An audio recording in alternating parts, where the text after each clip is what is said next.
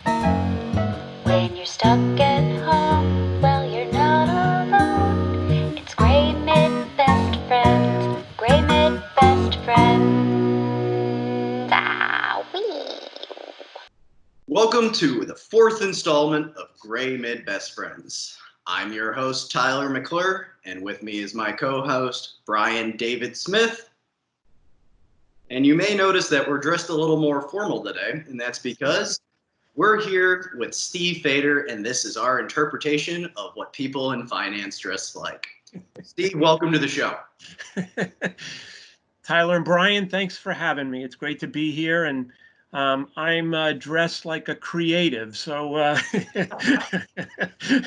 Perfect. We're very excited to sit down with the man, the myth, the legend behind the timesheet curtain. So how long have you been with the agency?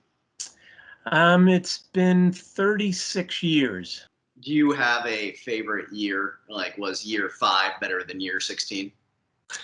It kind of all goes together. It's all been 36 great years, honestly. Being part of the agency world, if you will, or the creative world has been really fun for me, especially being in a finance position. Nice. Steve, I find that interesting. As a finance person, you could do finance anywhere. And so the fact that you choose to do that in a creative setting, I think speaks volumes to the passion and the love that you do have for creativity, right? Yeah, I mean, I enjoy life, and I think I have a good approach to it, happy and, fun loving and all that kind of stuff. So I don't take myself too seriously. Before I came to the agency, I worked for a pretty big organization. I was in the accounting, tax, consolidation, all that kind of stuff. And I did that for about 5 years. And I thought, do I really want to do this type of work around this, in this environment for another 36 years? And I said, no, I don't think I do. What was that transition like? Because, you're going from guys who are wearing stuff like this, right? And then you got guys in there like Koalik that are wearing pants or shorts, in Yeah. When I first started working, I was wearing suits just like you guys. Yeah. And can you imagine showing up to work every day in a suit? Yeah. So in a creative agency, Right. But yeah, that's what we did. One of the designers used to call me GQ accountant. Because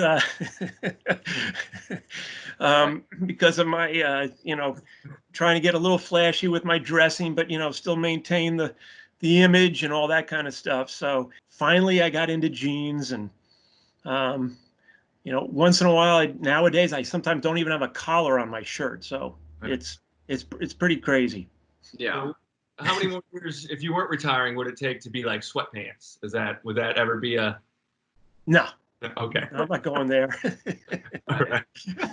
Pre-COVID, before this lovely pandemic, what was the biggest change you saw in the agency while you were there? Yeah. Probably for me, the biggest thing was, just how we got our work done. A lot of it was done with pencil and paper, adding machine tapes. But that's probably the biggest thing, was just what it took to get the work done. So, as we mentioned, you are retiring, and this is a hard-hitting question. Other than me, who are you going to miss the most at the agency? Brian. Brian Kaiser or Pinckney, I'm assuming. Perfect. No. I'll miss everyone. Are you a Cincinnati native, or? No, I'm not. Actually, I grew up in Long Island, and came out to went to Xavier here in town, and Big X, and then stayed here. Got a job right out of college, and so I been here ever since. So, Steve, do you have kids? Do you have a? Yes, I do. I have 3 children. I have a daughter that's in San Diego, and she's a jewelry designer. AaronFader.com jewelry. So, and then I have a a son who's down. He's going for his PhD at Duke, and he's in marine biology. And then I have a daughter who's in her 5th year of orthopedic surgeon residency down in Louisville. So the interesting thing is that all 3 of my children, none of them became an accountant. We hear that you're a newlywed. Oh, yes, I got married 3 years ago, and I'm very happy. And Sarah and I were fortunate enough to find each other and have a lot of interests and that are very similar. And so, yeah, it's been great for at least it's great for me. I hope she would say the same thing. But thank you for coming on again. Yeah. It's been great. We are going to take a brief pause now and throw it over to our sponsors, and we'll be right back. I, Sarah Medley, Marissa Kramer. John Stipway. Mark Van Patten. Brad Geiger. I'm taking the Fader Pledge. to get my time in On time. Every week. Even while quarantined. Just for you, Fader. And we're back. We have reached a point in the show called Hot Seat, where we will be asking quicker responses. So of all of our agency names that you have been here for, which was your favorite? Actually, I liked Bridge. And the reason I liked Bridge was because it had a meaning to it that we found, which used, bridging our work to our clients. And so I liked just the fact that had some meaning behind it. Makes sense. I like it. So really hard-hitting, thought-provoking question. Have you ever submitted your hours late? Mm-hmm. Yes. All right. Oh. Continuing on that honest train, based purely on wild speculation, who do you think is the worst in the agency at submitting their hours? Oh my gosh. No, everybody does a great job, and I appreciate it very much. I'm not going to call out anybody. That's fair. Steve, are you a dog or a cat person? I'm a dog person. He actually was my best man in my wedding 3 years ago to Sarah. So what is your drink of choice, whether it's alcoholic or non-alcoholic?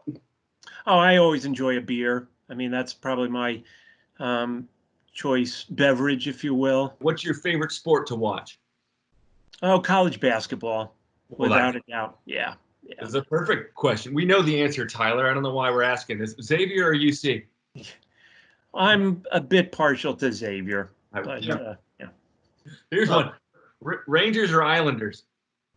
Rangers. Oh, okay. Didn't know that. So, Steve, what is the plan when you are said and done with Grey Midwest? My plans continue to be, which was to travel a bit. I enjoy sailing. I like to ride my bicycle. Want to go see my kids a little more. I'm still going to keep myself busy in the accounting finance world with a little bit of part-time work. That's great. It's awesome. Yeah, sailing. Nice. I can't imagine that's something I'd be good at. Actually, I just on Monday I took a vacation day and drove to Muskegon, Michigan, picked up a sailboat and drove it back. It's a 16-foot sailboat, so it's not a big one, but it's a boat that I was looking forward to having during my retirement, and so I went and picked that up. So I'm excited about that, and it's up in my it's in my driveway right now. Have you named the boat yet? Yes. No, I have not. I have not named it. No. Seems like a great opportunity. We'll tap the creatives and see if there's any good boat names they've been thinking. Maybe Post Gray or something like that. Oh yeah. Well, Steve, coming to the end here, we do want to ask you, what do you want to say to your coworkers at Grey Midwest? Oh, sure. Let's see. I mean, I guess I would like to say that just keep plugging away, guys. Keep being kind to one another. I mean, look out for each other. Don't get a big ego. Scratch each other's back when you need it, pat them on the back, whatever. But that's what's going to keep the agency going. Got to keep the boat afloat, right? There you go. There we go. There's the tagline. Yeah. Steve, thank you so much for taking time out today to talk with us. It's been a pleasure. Looking forward to seeing you again in the office, hopefully relatively soon. Brian, thank you for taking time out of your day also. So this has been a great show. You've been a lovely audience, and we're going to turn things away to our friend John Stickway. Good night, Lila. When you're stuck at home, well, you're not alone. It's Grey Midbest Friends, Grey Midbest Friends.